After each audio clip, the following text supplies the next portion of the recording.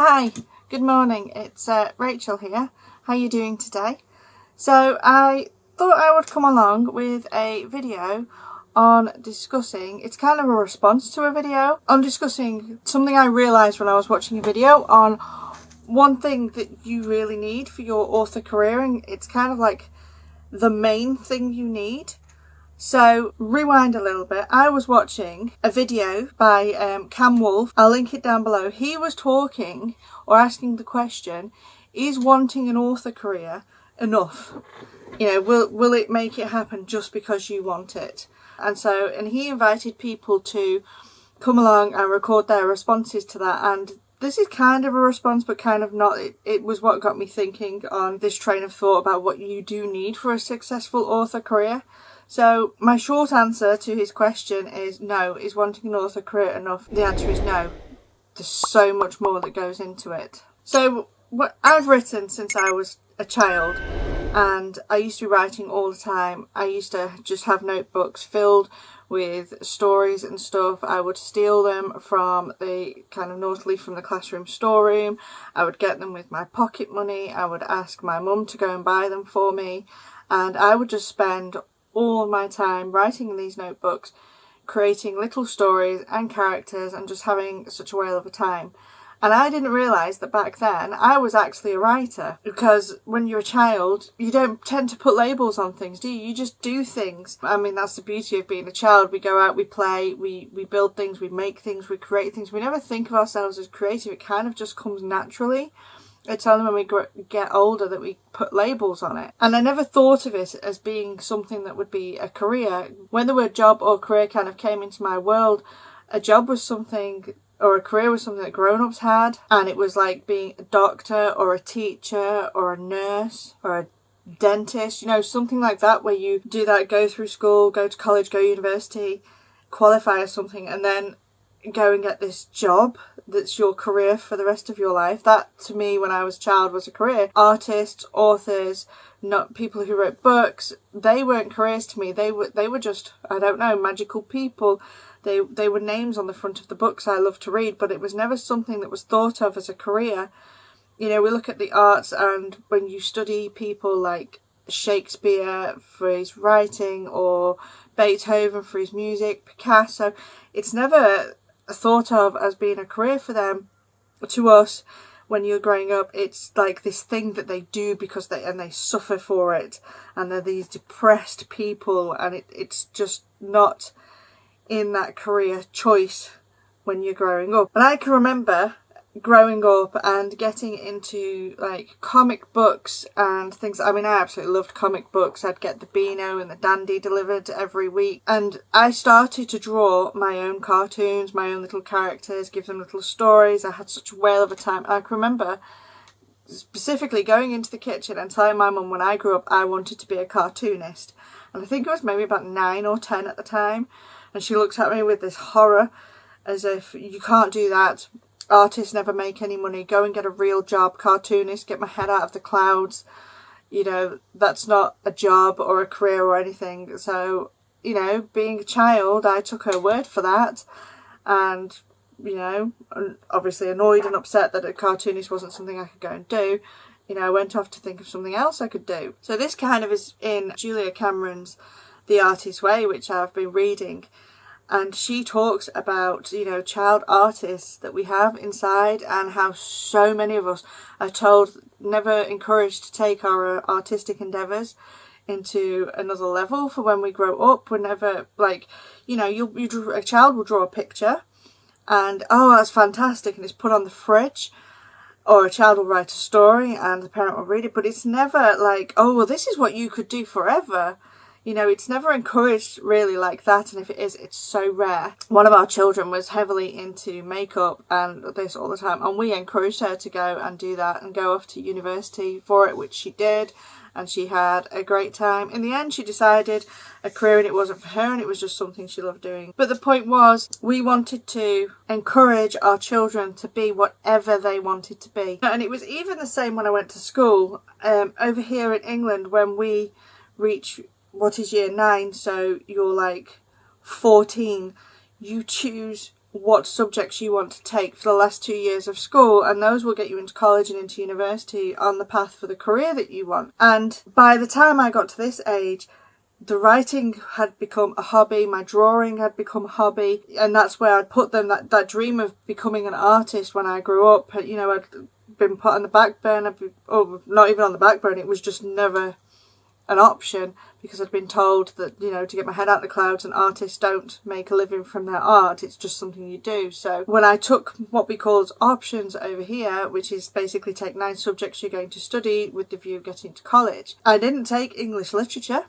which I would have done wanting to be a writer probably, and when I took art, I took it as a last resort to fill up my list of options. I took sensible options like maths and science, normal English classes, French classes, physical education. I took the bog standard academic classes to get me into college for a job. And I think this is the same kind of narrative a lot of people have, a lot of artists have in their childhood and in their teenage years. And I think this is what Julia Cameron talks about in Her Artist Way, about the author career, the creative life is something that you have to choose to take. So in answer to Cam Wolf's question, is wanting it enough? No, but there's so many facets to that answer, no. And you might wonder at this point why I'm kind of telling you my history on my writing, but like I say, when I was watching his video, I had this realization that there really is only one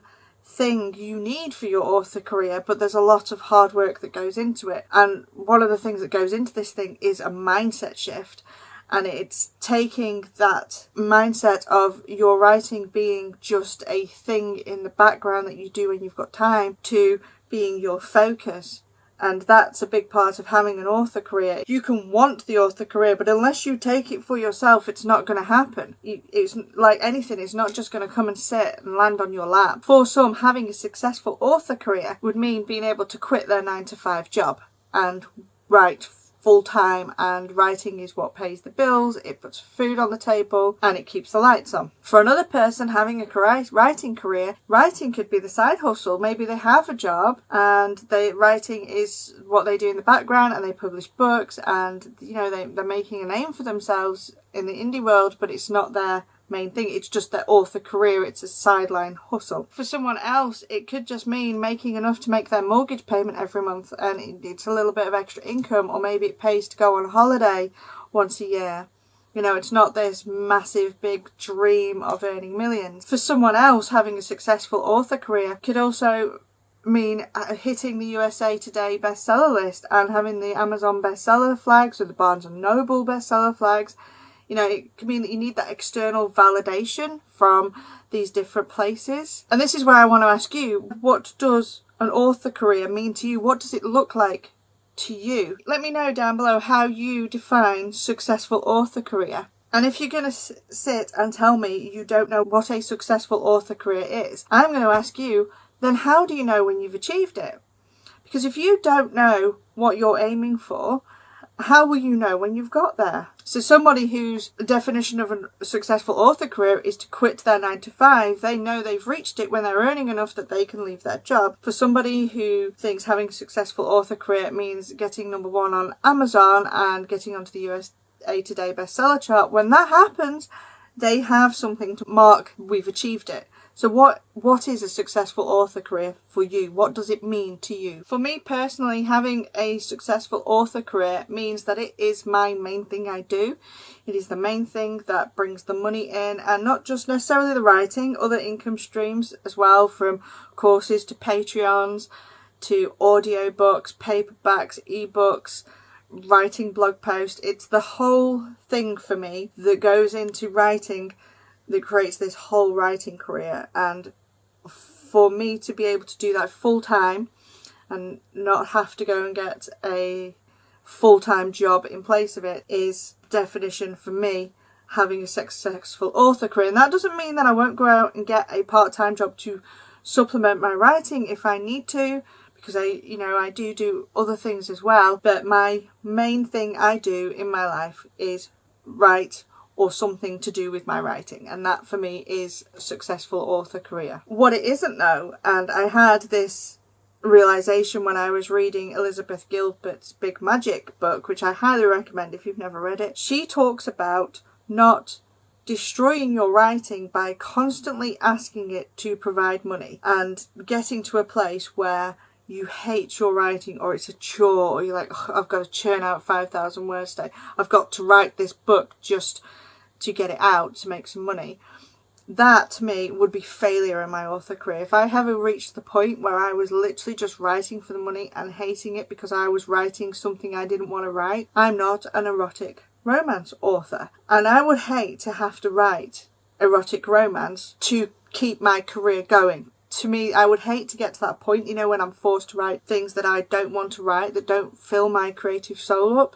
So that to me would be failure in my author career. And I think that's another part of having a successful author career, is you have to know what you don't want to do, what you won't do, because there's so much into this author career thing that it's easy to bounce from thing to thing. So for ease sake, my definition of an author career is writing full time, writing things that I love, and getting joy and happiness out of what I do. And I don't know who said this quote, but it was, if you love what you do, you will never work a day in your life. And I absolutely love that quote. That is how I feel about writing, and that is how I want it to stay. Another thing I was thinking about when I watched Cam's video was that many authors, and I can't remember the statistics on this, but many authors have day jobs, and this is both traditional published and indie published.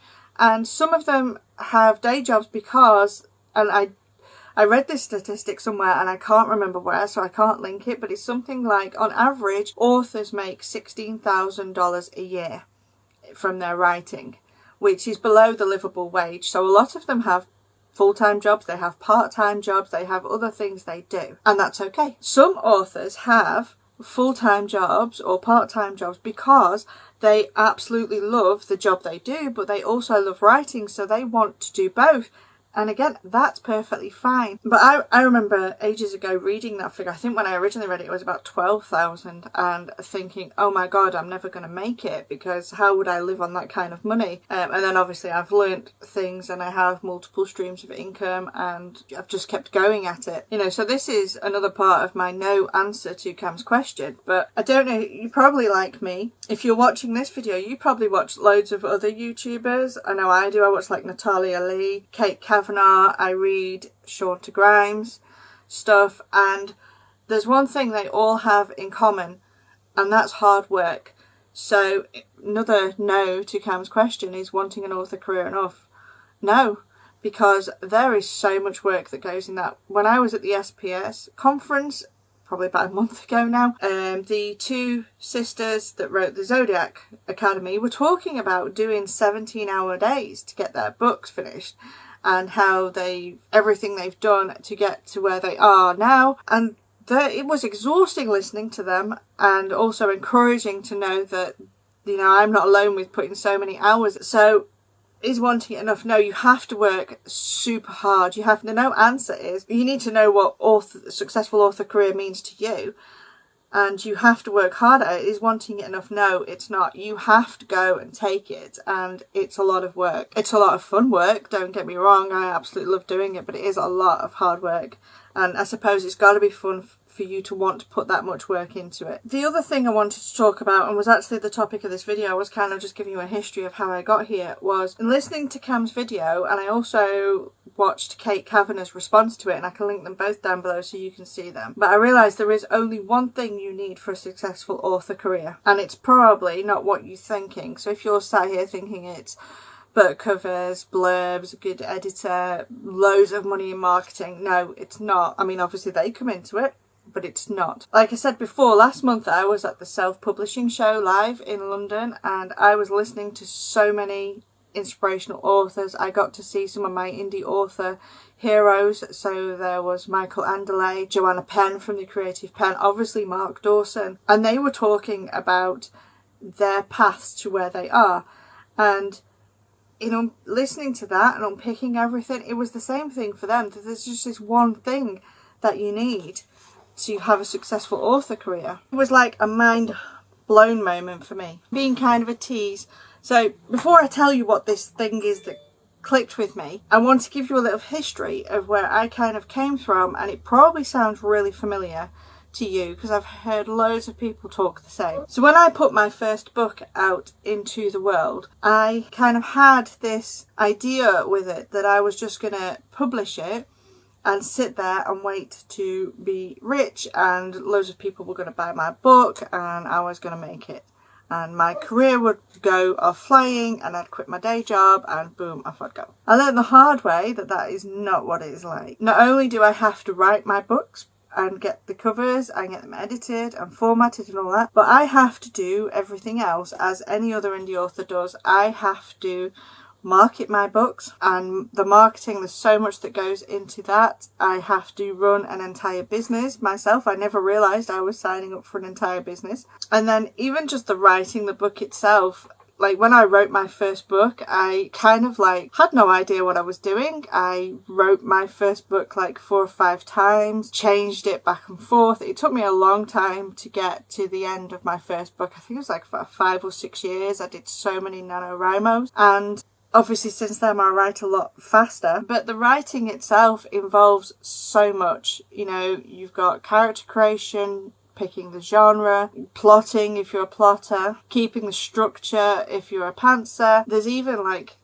taking the time to learn your craft, to learn marketing, to learn all the stuff that goes into having an author career. And when I hit publish on my first book, I had no idea what I was letting myself in for. And I kind of learnt along the way. I got into this really overwhelming mess. So this is the bit that probably sounds familiar to you. Yeah, I've been trying to balance my writing with doing another million things that go into being an author without actually knowing what those million things mean. And one of my downsides is because I've been in the indie world quite a long time, I've watched it grow, and I've watched groups like 20 books to 50k come along, Wide for the Win, aspiring authors, so many popular groups for writers, and in those groups are loads and loads of authors who have started the indie thing kind of started in about 2010, took off 2012, and has just been going to this massive thing now. So a lot of these authors have been on the same learning path that I have, but they do other things, and they'll write up their successes, post pictures of how much they've earned this month, talk about how they got there. And it's really inspirational, and it's fantastic, and I love reading those posts because it's just so magical to see how someone got there and to remind myself that it's possible, or what's possible. But the downside of these is if they're doing something that you've not done, so for example they're doing TikTok and you've not done TikTok, it's very tempting then to go and sign up for TikTok and to try and add that to your business model. Likewise, somebody may be putting out 12 books a year and you only put out 4, so suddenly you're trying to write super fast. Another person might have switched genres and jumped onto this really popular genre, and suddenly they've gone from earning $300 a month to $3,000 a month, and you're like, wow, I want a slice of that. So you try and do it. And I've done all those things myself, and I've just ended up in a mess. And you try them for like a week or 2 and they don't work, so you just sack them off, or at least that is for me. And I know I've heard other people say the same, so maybe it's the same for you. And this is the danger of being on social media and watching other authors succeed, or at least be where you kind of want to be, because you can try their things and have it not work for you, or just have to try so many things and it kind of like waters everything down, so you don't get to where you want to be. So in talking about this, one thing I realised I needed, and it's really helped me since I figured this out, is that this thing helps you with your strategy for what you want, helps you with what you don't want to do, and it's at the heart of every decision you make for your business, or it is for me. And it's been such an eye-opener, and I'm like, wow, years and years, and this never clicked in my head. So, and you're probably going to shoot me for this, but the one thing that you really need for a successful author career, you ready, drum roll, is knowing what you want. What do you want your author career to look like? And I know you're probably eye-rolling me because it's like, yeah, duh, I knew that, but did you really? Because I thought I did. But until I really figured that out and it clicked, I realised I was doing this, let's try everything and just see if these things work, and if they don't, you know, okay, we'll move on to the next thing, or that's not working, move on to the next thing, and really getting down on myself and saying, oh, I'm a flop, this isn't working, I'm rubbish, why are they selling and I'm not? And since I kind of had this mindset shift of looking at what I want and what do I want my career to look like, it's really helped me narrow down the things I want to do and the things I don't want to do. And I don't think the goal of making lots of money is a good enough what you want. I know it's a goal, but I think it's too broad, because that gets into this, let's try X, Y and Z, they're not working, let's try A, B, C, oh no, they're not working. So this is where I'm going to ask you, what do you want? What does your dream author career look like? What does your dream life look like? And if you can answer that question, you can figure out how to get there. Because knowing what you want your author career to look like, is the thing that's going to be at the heart of every decision you make. Yeah, a few months ago, I was listening to Joanna Penn, the Creative Penn. I can't remember the episode, and I can't even remember if TikTok was the actual topic or they would just happen to be talking about it. But this part stuck in my head was that she, at the time, obviously she may change her mind in the future, but she wasn't using TikTok as her platform and she had no plans to. And that's not because TikTok's no good, but it just didn't align with what she wants for her author career. She knows what she wants. She knows what her dream author career is. She knows what her dream life is. So when TikTok's come along in these last couple of years and it's making everybody's books go viral and it could be so tempting to jump on it and spend a lot of time doing that, she's decided, no, I'm not going to do that at the moment because it doesn't fit in with where I want to be. And this is exactly what I mean. Knowing where you want to be allows you to put buffers in when you see these posts of authors doing these wonderful things and saying, well, that doesn't align with me and where I want to be and the steps to get there just yet.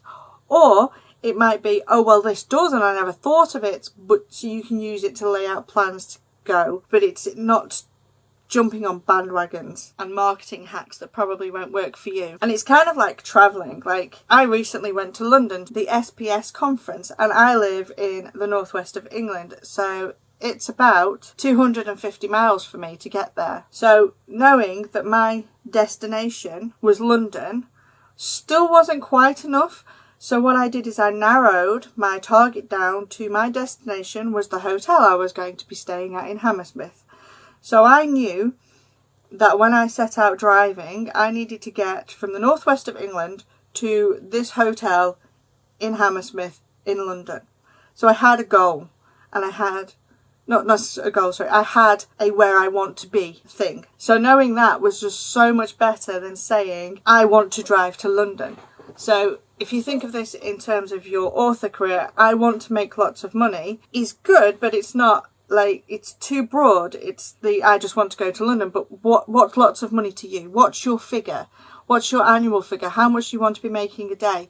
The whole premise behind the 20 books to 50k was Michael Anderle working out that if he earned $7 and something per day per book, so 20 books, he would reach 50k at the end of the year. And that was his dream life, knew what he wanted. And he got there. And this is what I'm saying to you. What do you want? Be specific. Narrow it right down so that you know how to get there. And once you know where you want to go, it's how to get there. So when I wanted to go to Hammersmith in London, it would be no good for me to just get on the motorway and follow one car and then another with the assumption that they're going to the same place as me, because there's a chance they're not going to the same place as me.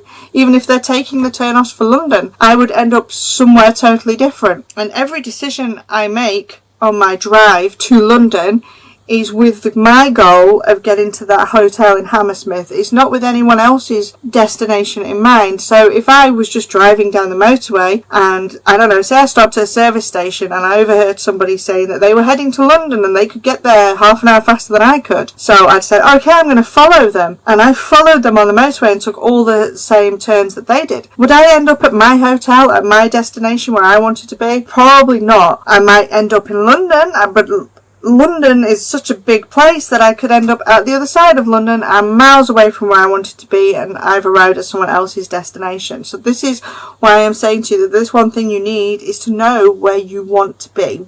what is your idea of a successful author career. Wanting it, we've established, isn't enough. You have got to want it. You've got to take it for yourself, but you've also got to decide what that looks like for you and what your dream life is, and then plan out how to get there based on your goal. So when I had this realization for myself, now I do something called the morning pages. I'm a huge fan of Julia Cameron. You will probably hear me talk about her a million times, and if you've ever read The Artist's Way, she talks about the morning pages. It's a 3-page stream of consciousness. My partner does them. He got me into them. They're amazing, and I use these to decide or get to the heart of what it is I want from my author career. So I want to invite you to kind of journal what your want is. Take a moment to think, what does success look like for you? Where do you want to be? What's your dream life? Now I'm going to put a link down below to my email list, and if you just pop your email into that, what I will do is I'll send you a link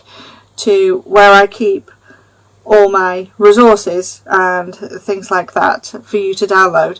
Go in there, go and download the journaling pages for knowing what you want your author career to look like. And there's some questions in there. They're just prompts to kind of get you thinking what it is you might want from your author career, and to help get you on the right path instead of, like, if you're like me, floundering to get there. And it's just a good way. I swear by journaling for sorting my head out and what I'm thinking. So this is just a good way to journal your way to kind of get an idea of what you want your author career to look like and what you want out of it. I am going to say one last thing though, and that is, if you just tell me today what you want your author career to look like and you change your mind, it's totally fine. We can change our minds, or maybe you reach it. Say your author dream is to hit the USA bestseller list and you manage it. It's okay to change your dream, to adapt it, to move it. The only thing I will say to it is,